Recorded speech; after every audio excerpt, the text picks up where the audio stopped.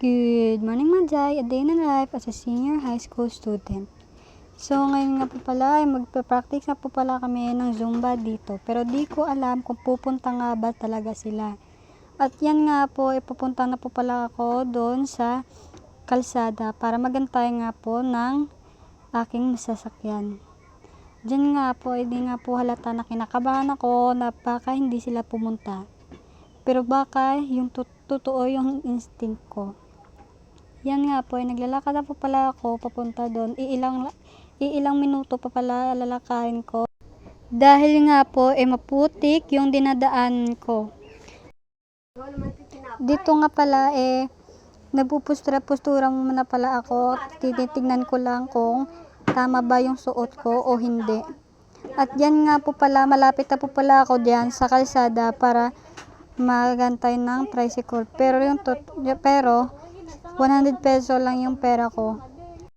Kaya nga po, naghahanap nga po pala ako dyan ng mapapagsuklian ng aking 100 peso.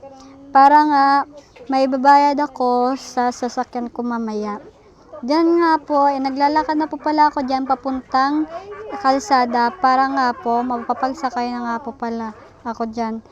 Habang nga po naglalakad ako, iniisip ko nga kung kakasya ba yung pera ko papuntang Manville at pauwi. Kasi mabibili po pala ako dyan ng aking pagkain. Kaya naghahanap po pala ako dyan ng change ko para mabilang ko kung meron pa ba akong matitira sa akin. Dahil nga po iniisip ko kung matitira po pala sa akin, ibibili ko nga po pala yung matitirang pera ko ng pagkain ko. Habang nga po naglalakad ako dyan, naghahanap po pala talaga ako dyan ng tiyangge para may mapagsuklian ako ng pera ko. Pero nga po, kapag meron na nga po mapagsuklian yung pera ko at sasakay na nga po pala ako dyan ng jeep. Dyan nga po, may nahanap na po pala ako dyan ng tiyangge para mapapag-change ko ng 100 pesos ko. At yan nga po, di na ako naka-record na nakasakay ako, pero nakasakay na po pala ako dyan ng jeep. At nandyan nga po pala ako sa Manville. At yan nga po, naglalakad-lakad muna po pala dyan ako kasi nga hindi pa nga dumadating yung mga members ko. Bali, 3 lang po pala kami dyan ng members ko kasi nga lumipat yung iba kong members sa ibang group. Di ko alam kung bakit, baka may galit sila sa akin. Diyan nga po, habang naglalakad-lakad muna po pala ako, inaantay ko po yung mga members ko kung dadating ba o hindi. At diyan na nga po, tumayo na talaga ako at nagpipicture-picture o nagbi-video-video muna po ako. Diyan na nga, nakikita niyo naman, parang hindi halata sa akin na kinakabahan ako na baka hindi nga sila sisipot. Baka lang po. Pero, think positive pa rin po ako. Diyan nga po, nahalata ko nga na hindi sila pupunta, umuwi na po pala talaga ako. Actually po, nag-chat nga po pala sila nga, baka bukas na lang daw sila magpa-practice. Kaya nga po, aasa nga po pala ako na pupunta talaga sila.